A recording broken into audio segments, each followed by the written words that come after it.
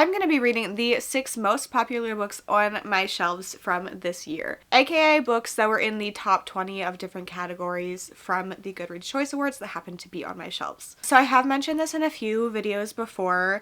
There's actually no way that I'm going to be able to read my entire physical TBR by the end of this year, but we're gonna live in the delusion for one more episode. So starting off this video from the last video, we had 44 books on my physical TBR. The day I finished that video, but later in the day, I got mail and I got An Academy for Liars by Alexis Henderson. This is the Evernight edition. So that puts me up to 45. So we are starting this episode with 45 books on my physical TBR. I'll be reading 6 in this video. 1 from horror, 1 from mystery thriller, 1 from romance, 1 from romantasy.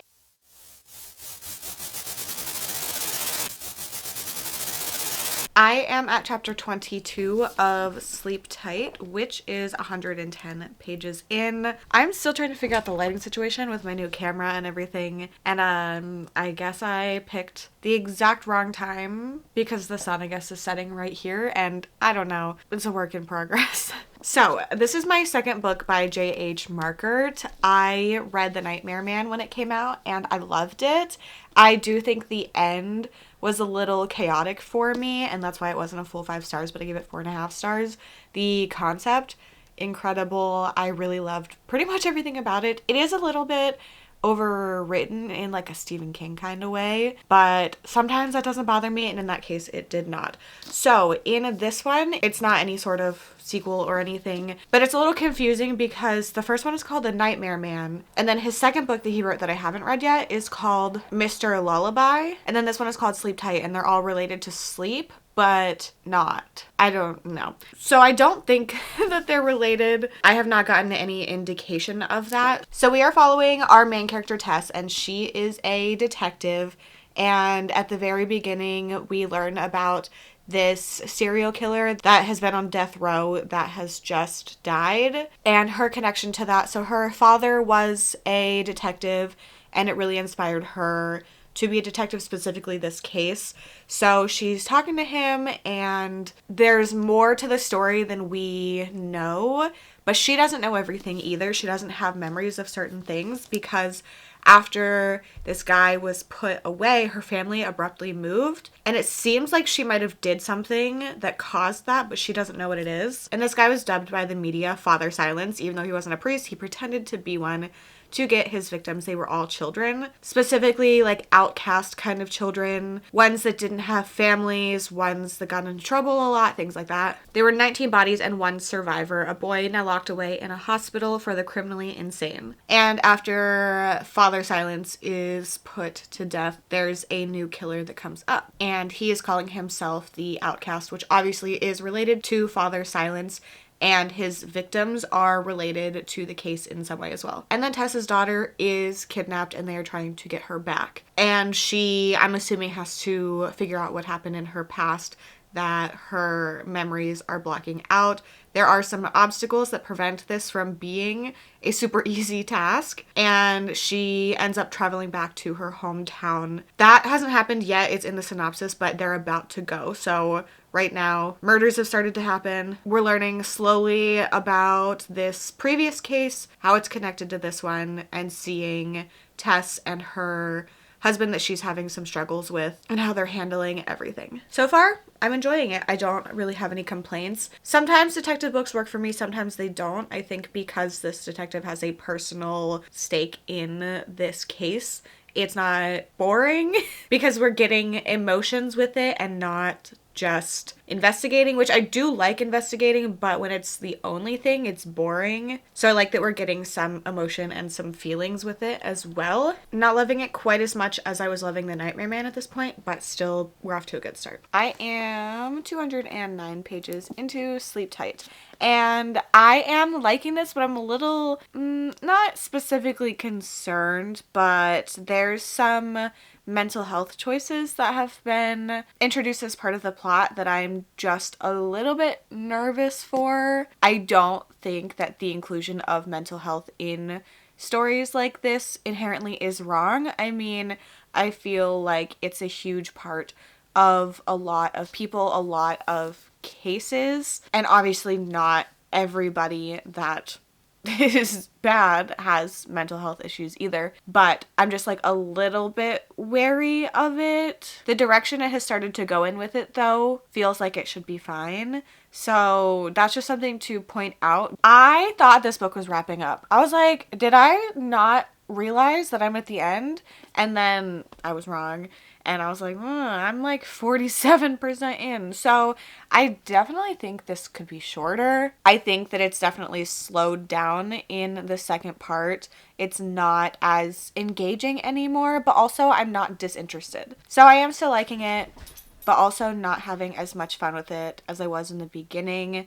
I feel like it's not specifically repetitive, but nothing new is happening at this point. The things that have been introduced recently, though, are very intriguing, and I'm interested to see how this wraps up because it's going in a kind of weird direction. I finished Sleep Tight, and I'm still kind of debating my rating on it, so I figured we would talk it through, and hopefully by the end, I know.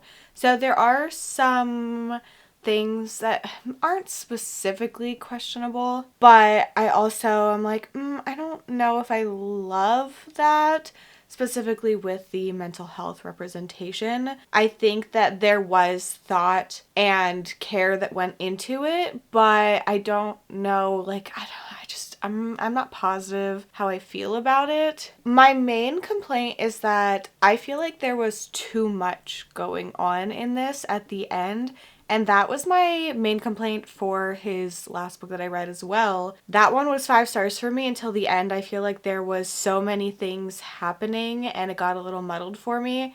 And I feel like that was the case in this as well. There were so many people to keep track of, so many storylines that kind of broke off and were going on at once, that I'm like, okay, who is who and what are you doing and why are we going here? I think that it just felt a little messy for me. This is definitely a very, very psychological book. It deals so much with trauma and things that you go through impacting the rest of your life. I generally did like it. I think I'm going to give it 3.5 stars. Not my favorite from this author. Oh, my chair is squeaky. But also, I still generally enjoyed it. It was a very easy one to get through. So, we have a horror contender. Now, off of my shelves, this did not beat out any of my previous favorites, so won't be getting my vote, but glad that I read it. I am now on to Phantasma. This is one that I kind of bought on a whim from Book of the Month. It said romantasy and haunted house, and I was like, I am in. Since then, I've heard mixed things about this. It's on Kindle Unlimited, and it's so popular. Obviously, it's in the Goodreads Choice Awards. So many people have read this, but a lot of people that I have talked to more personally don't love it. So far I am enjoying it. I'm pretty far in actually. I just got to night 4 of Phantasma, which is 210 pages in, and we are following Ophelia. And at the beginning, she gets these family powers. Her mom dies and she does this ritual to transfer her powers to herself, and now she is a necromancer. And then they immediately find out that there were some money issues that they weren't expecting, and their house is going to be taken from them. And Phantasma is this touring haunted house with like actual ghosts and phantoms and demons, and there is a money prize at the end. And Ophelia's sister Genevieve, I believe, decides she's gonna go but doesn't tell Ophelia, and when she finds out, she's like, well, I have to save my sister, so she goes and enters this competition, but she doesn't have a way to interact with her until further into it. They are all in their own groups, and you don't interact with anybody until level 7 out of 9, I believe. And it's interesting because whenever you go in, they flip through your brain like a little file, and they find your worst nightmare and they use that against you. There are these trials that are based on the 7 deadly sins, I believe. So I think the first 7 are the 7 deadly sins, and then there's 2 more trials. And then there's also these like haunts that can happen between that the creatures, the entities that live in Phantasma just put on based on different fears that people have. So that all is interesting. Where I am now, we have gotten 2 of the 7 deadly sin trial things and then some other stuff in between. And she also is having a little relationship with a phantom who is stronger than a ghost / apparition and is more powerful, has more abilities. Blackwell is his name. He shows up and he can interact with her more too because she's a necromancer. And they make a pact, a blood pact, where he is going to keep her safe in between these trials to get her as far as possible so she can get her sister and they can leave. And she is going to look for this like key for him, which he believes is the way that he will be able to escape Phantasma. So the first trial that happened, I think, was very interesting, and it was pretty long, and then the second one was shorter. I've heard that they continue to get less and less developed as it goes, which makes sense considering I'm pretty far in and we've only encountered 2 of the trials. I feel like I have literally no opinions on this romance that's happening. It's more of like a lust situation, which is fine with me. They're both very attracted to each other but don't want to admit it. So like it's not a very developed romance kind of plot, but I think the trials are fun. I'm not obsessed with it, but I'm having a good time. I'm pretty far into Phantasma. I'm on page 358. So I just have a little chunk left. I matched the book. That was definitely my intention. I am still enjoying this. I don't think that it is anything spectacular. I think that the romance in here is not very well developed, but to me, it doesn't feel like a romance. It feels like lust, and then these people are starting to form this connection. I don't think that it feels like it's too intense for the situation that they're in. And I think especially from our main character's perspective, I feel like it makes sense that this person that is helping her in the situation would be the person she's drawn to. She's also helping him, so I feel like they have that connection to kind of cause them to be more interested in each other. It definitely starts off as just like a physical attraction, and that continues into them starting to develop feelings for each other. But I don't feel like it is to the point where it's not making sense to me. I don't really care about them either, though. They're fine, but I have no feelings on them, which is kind of how I have felt in a couple books that have trials in them. Specifically, the games Gods Play that I read. I think that it was the trials and the general plot that was carrying it and not really the characters, and that's how I'm feeling about this. Honestly, I'm getting similar vibes to the games Gods Play and this. That one's gods, this one's demons, but very similar setups. This one is just more rigid in the games with it being the 7 deadly sins, but also the ones in that were based on the specific gods. So I don't know. I think that the games that are happening, I wish were more drawn out. I think that I would be enjoying this a little bit more if we were getting more details or maybe even more perspectives on, not perspectives, but I guess more information on how some of the other characters were handling these trials. I think there's some fun concepts in them, but they go by very quickly also. So I am enjoying this. It's not a favorite for me, but I think it's a good time. I finished Phantasma and I feel like I'm struggling with my final rating for this.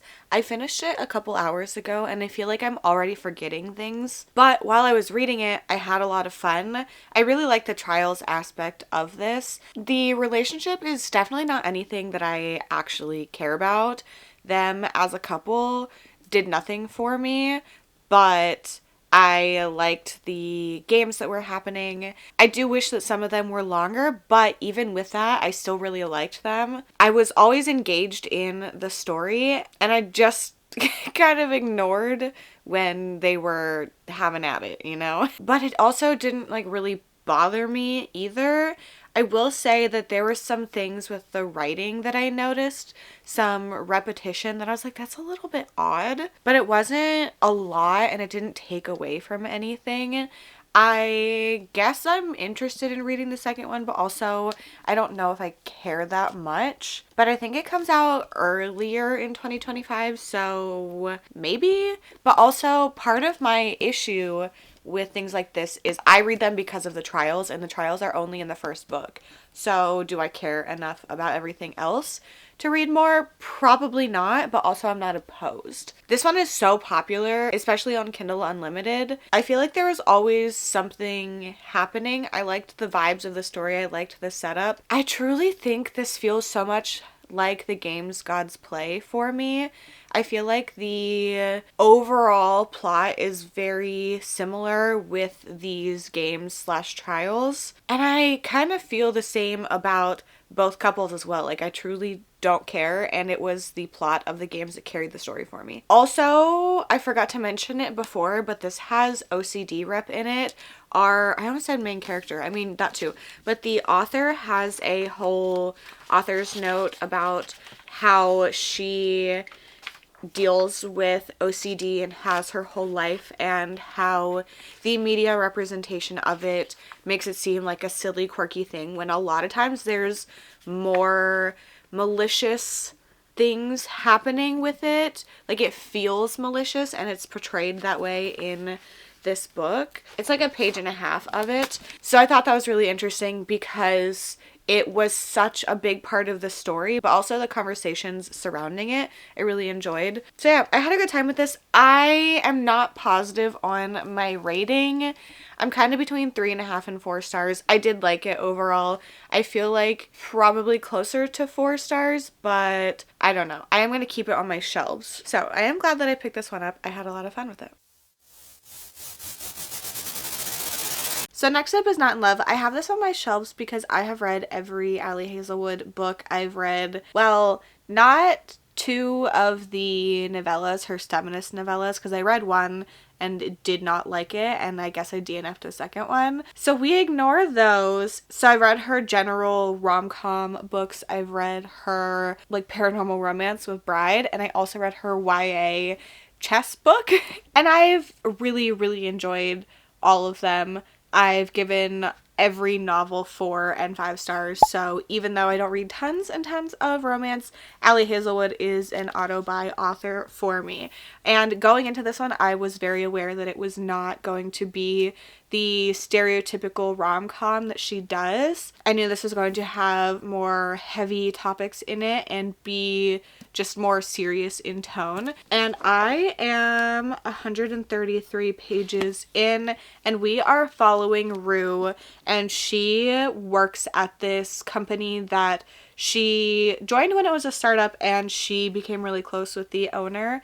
And now there's an issue with the investor selling their shares to another company, and that company is coming in and pretty much trying to weasel their way in to get her, not her as in Rue, her as in the owner, the science behind this technology that is something to do with food science. And Rue specifically works with shelf life stability, and it's kind of separate from what the company does, but she's funded by it, and the work obviously goes to them. And Rue is somebody who doesn't want to have real relationships with people. Her whole life she has been kind of weird and tries to hide it. She doesn't fit in a lot of situations. She has figured out how to mask to fit in with a lot of things, but she's always kind of the outcast, the weird one, kind of standoffish, so people don't even approach her at this point. So she has this rule where she will go on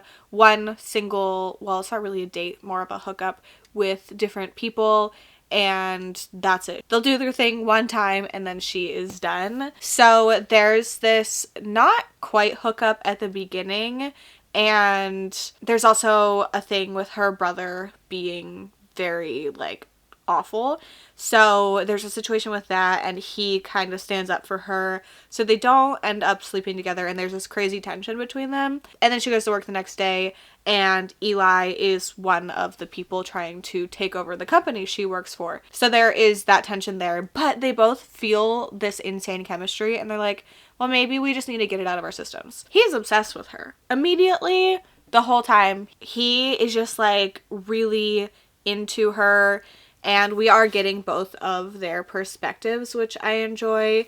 I like Rue as a character. I relate to certain things that she feels on a day-to-day basis. Not specifically to the extremes that she does, but I think that it's pretty relatable. I find that with Ali Hazelwood characters, I usually do relate in some aspect to her characters. And the characters are what I think she excels at, and that's why I like her stuff so much, because I'm really, really liking this. Even though it's not as, like, silly as some of her other stuff, I still think that there's been some really funny moments in here. I'm really, really enjoying it, and I'm interested to see how they navigate this connection with each other and the takeover that is happening, because obviously they are going to continue to see each other and develop some sort of feelings, and I'm very into it. I finished Not in Love. I didn't end up checking in 2/3 in because I feel like I didn't really have much to say, because there is a lot of smut in this book. The thing is, though, the plot that was happening, I liked it. I liked how the characters interacted with each other within this plot. Truly just something about Ali Hazelwood and her writing that I just really, really enjoy. I think I'm gonna give this 4 stars. I flew through this book. I liked the characters. I liked what was happening. And I feel like I don't mind a book that has this much smut in it when I like the characters. I also did like that there wasn't a third act breakup. Obviously there was a conflict, but it wasn't anything that caused them to be like, no, I'm not doing this anymore, because they fought so hard to stay apart, and then when they finally accepted that they both wanted to be together, I like that it wasn't immediately switched and everyone was like, actually, I take it back. Another win from Ali Hazelwood. I haven't disliked any of her novels yet, so love that for me. I wish I had more to say, but truly there was a lot of smut in this book. I'm glad she has moved past the entire boob in his mouth situation. Also, I like that he was not a gigantic man and she was a tiny woman. She was taller, athletic, wasn't like the super petite person that made it part of her personality, like in some of her other books, even though I do still love those books. I have made it to chapter 19, which is 148 pages in. This is the Evernight Illumicrate edition. It's very different from the original. So this is the cover, the spine, the back, the edges, and then there's also artwork on the end papers. The front and back, I believe, are different. Yes. It is signed, and this is the naked hardcover. So this is a fantasy horror. For Goodreads, it was in the fantasy category. Evernight is a horror box, so I don't really, whatever. But I have read and enjoyed from Alexis Henderson with both of her previous books. I give both The Year of the Witching and House of Hunger 4 stars.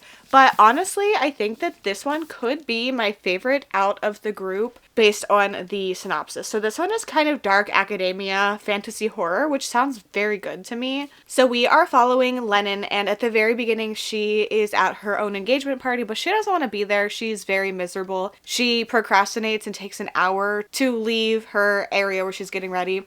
She comes out and finds her husband with somebody else. She catches him mid-act in the bathroom. Very unfortunate. And she's like, I'm not doing this. So she's trying to leave, and she gets this phone call saying, you've been accepted to take the entrance exam for, what's it called? Drayton College. And she's like, I didn't apply for that. And they're like, yeah, you have since birth. It's a school of magic. I think I'm getting a package delivered at the moment. Bowser is here to keep me safe from this scary package being delivered. Also, when she's getting the phone call, there has just been a very interesting thing related to the magic that has happened. And she passes this test and Bowser, and now she has to learn to master the power of persuasion. The power of persuasion is very interesting, and that is the magic, and them learning how to use this to impact other animals, other people, things like that is very intriguing. So we are watching her learning about this and also interacting with other students that are at this college. It's not like they're all teenagers. She's in her like mid early 20s, and there are people from different walks of life, I guess, that are at this college with her. So people's power have come in at different times. I'm really enjoying it so far. I think that the setup for everything is really fun. I like what it's doing so far. It is a little slower. It's gothic, atmospheric, but I expect that from Alexis Henderson, and also I am liking it. I am now at chapter 43 of An Academy for Liars, which is 318 pages in. I like this situation together. I'm not particularly loving the book though.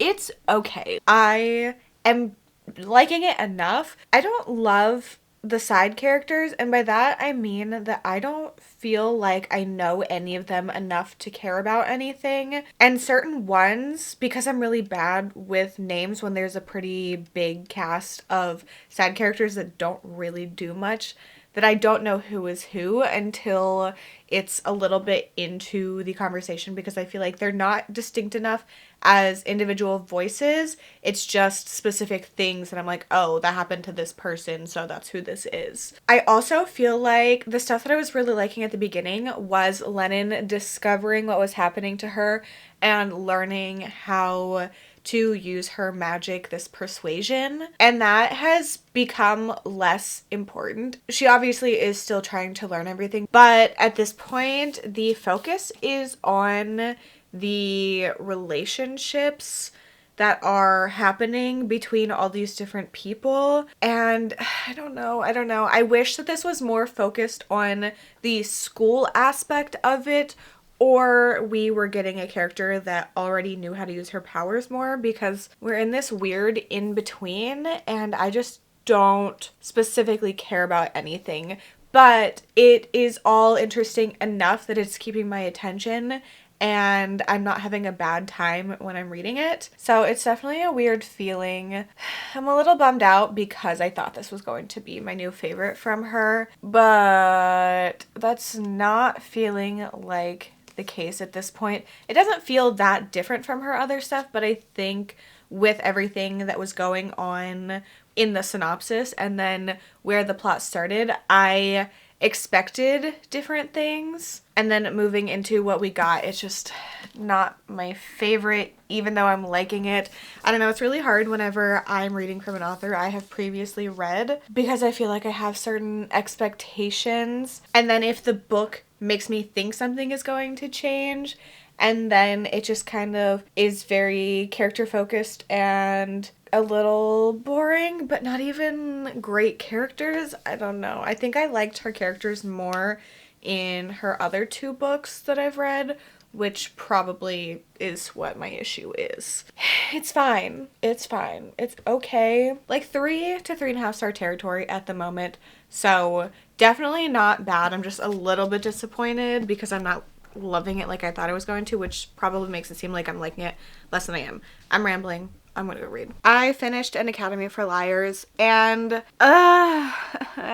I think it was fine. I think it was okay.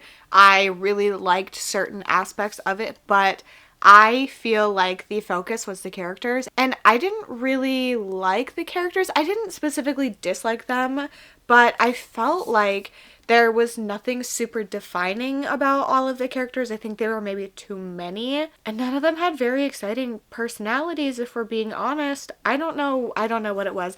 And then there's a specific relationship that takes over the story, and I didn't buy it. I didn't. There is like the aspect of if your whole life you are second best and never the person that is chosen and things like that, and then somebody decides that they do want to be with you, then you can become obsessed with it, I guess. But I just didn't like it. I don't know. Like it being the relationship. I think that there were some really interesting aspects to this book, but I'm a little disappointed because I thought that this could be 5 stars, because her other 2 books have been 4 stars for me. This one has my favorite concept, and I think that hurt it because I was expecting even more from it, and I'm going to give this one 3 stars. I was kind of between 3 and 3.5 last time we talked, but because there was a lot more focus on some interpersonal stuff in this that I didn't care about at all,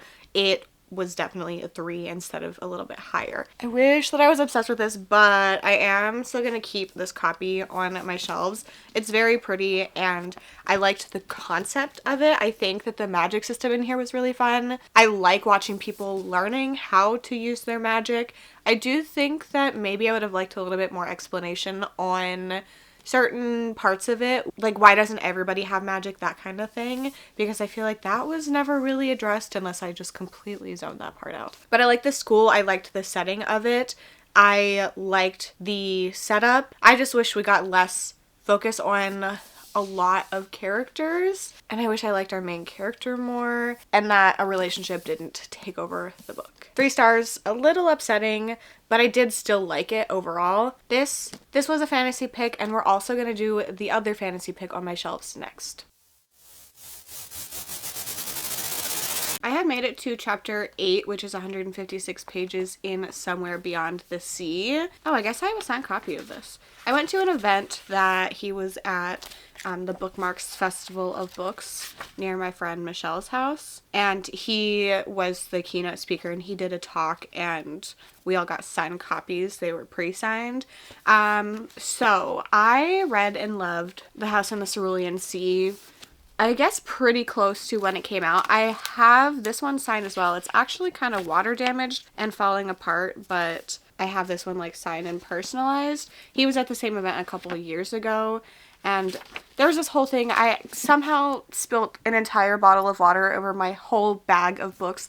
Some of them had to be thrown away. Some of them could be salvaged, but this clearly had some water damage. But I was like, I'm sorry, your book is falling apart. And he was like, it means it's well loved. And I'm like, actually, I just accidentally dumped water on it, but I will let you think that. But I really, really love this one. I'm not usually somebody that loves kind of more cozy, heartwarming kind of books. So this one, we are learning more about Arthur, which is really fun because whenever I met him and got the first one signed, this wasn't announced, but he said that there was going to be this one coming, which was very exciting. I'm sure he was telling other people, but you know, felt special. And we are learning about Arthur and how he came to be where he is. We are seeing his relationship with Linus, his relationship with the kids. They're bringing in a new child, but he is also being attacked by the government, saying that he's not following these regulations, different things like that.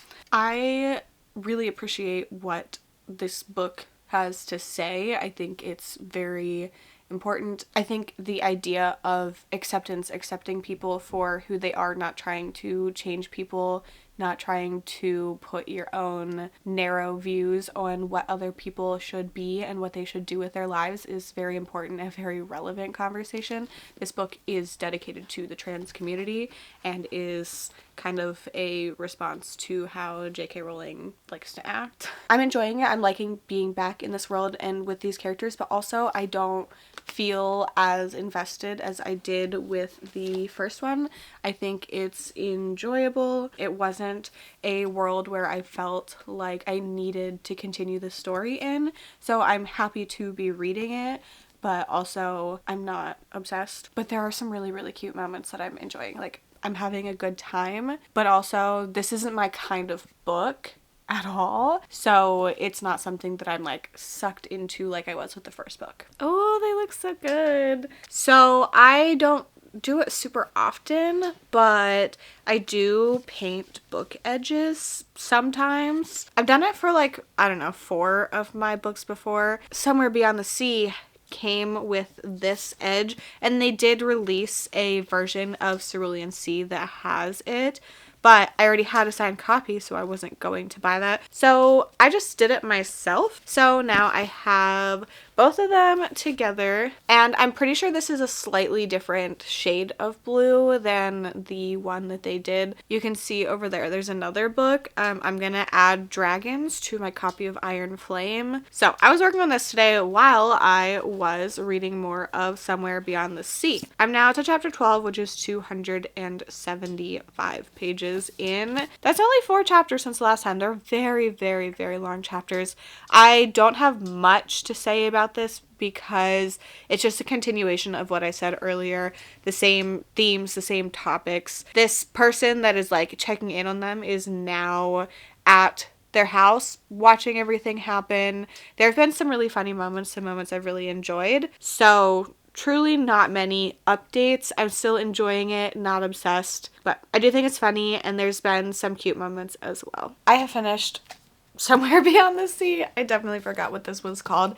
I ended up really liking it. It made me emotional. I think that it is just very relevant in today's society. I think you can see in my glasses, I'm on Patreon sprints with Amel right now. I loved being back with a lot of these characters. I really like the characters in here. They make me happy.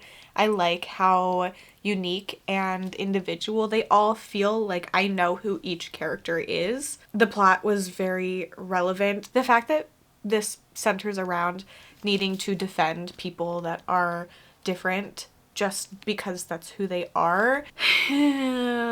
Like, I hate that that's needed in a book like this, but I also very much think that it is. Obviously, this has very direct ties to the LGBTQ plus community. It is dedicated to trans people. TJ Klune is a queer author, so there's a lot of that in here. I think it's a very clear stance on everything, and like, we should just be nice to people, and if you don't like how people are because you think it's wrong, like, don't do that. I think I'm gonna give it 4.5 stars. I didn't like it quite as much as The House from the Cerulean Sea. I liked the plot of that one more, and I do think part of that was getting to know one of the main characters, Linus, and seeing the relationship between the two of them.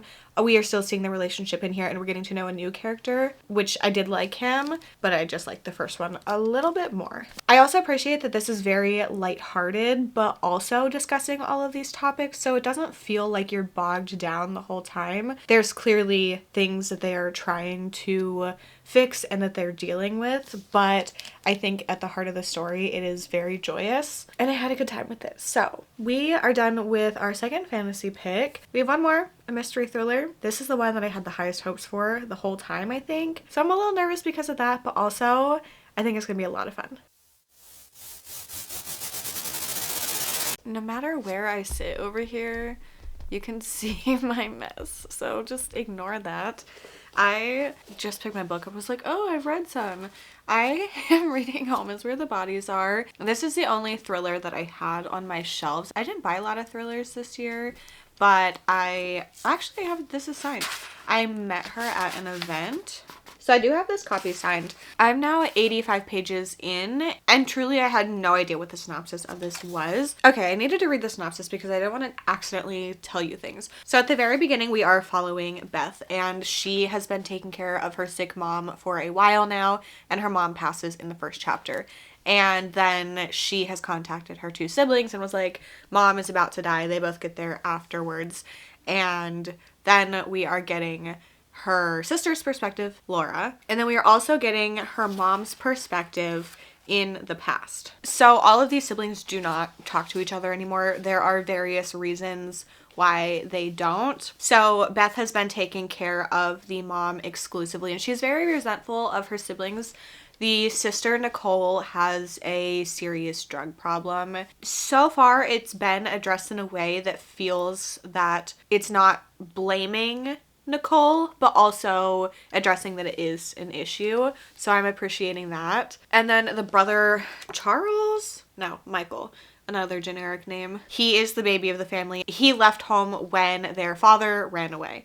And he is very rich, very successful, and both sisters are very resentful because of that, because neither of them are successful. So it was 7 years before Michael left that their father ran away, and then they are going through their mom's belongings and they find a camera, a video camera, and they watch it, and on the tape they end up seeing their father completely covered in blood and a dead body of somebody that they know. And the two parents are talking about this pact that they are forming, and then the video cuts off.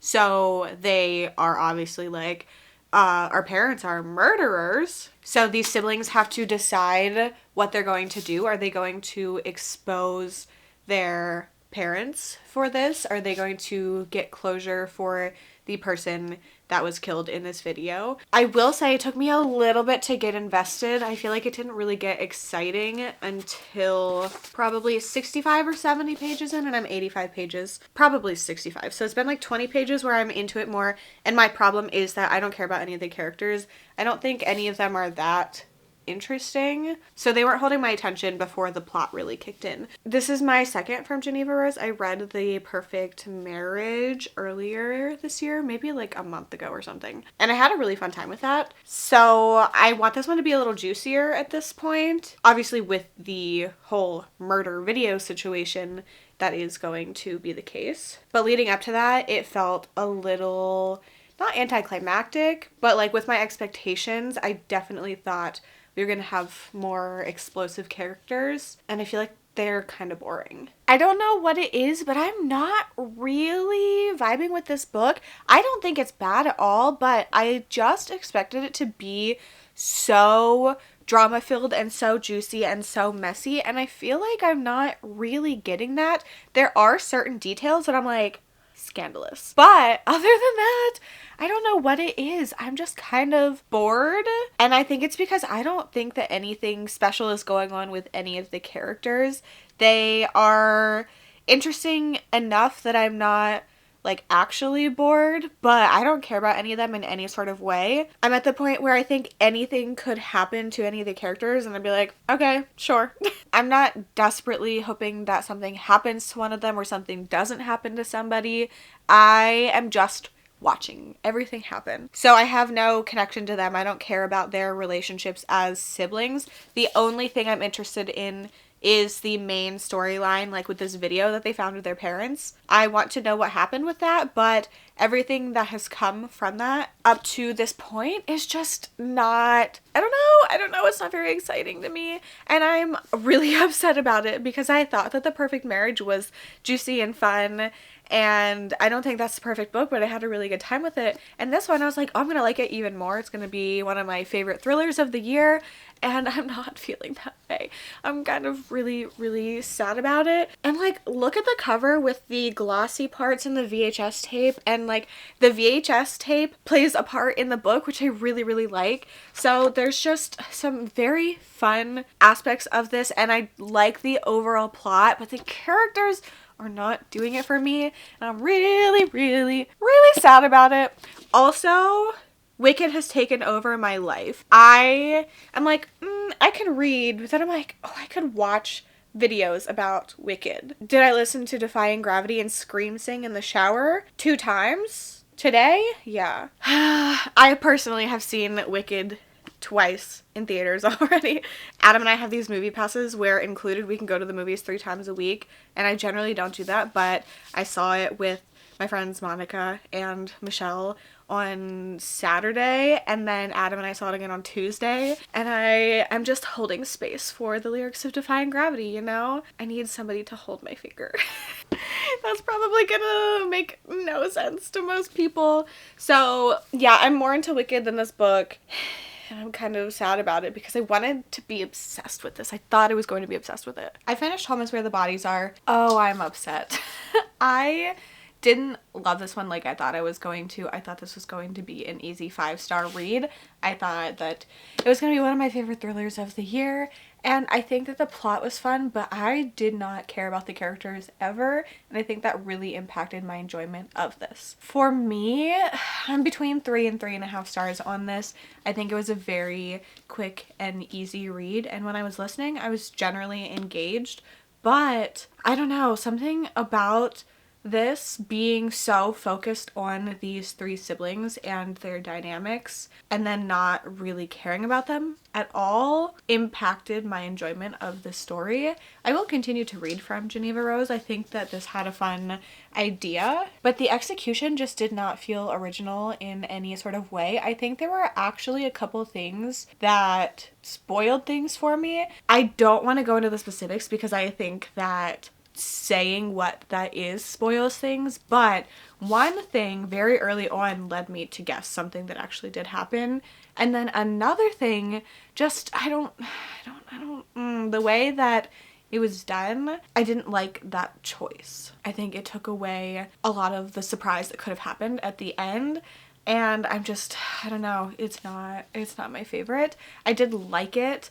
I specifically think that the plot was the best part.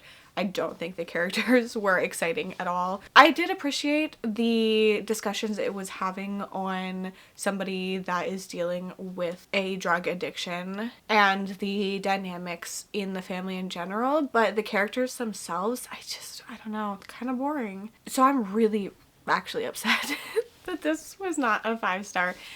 It is signed and personalized and I liked it a decent amount, so I'm going to keep it on my shelves. But I'm kind of sad.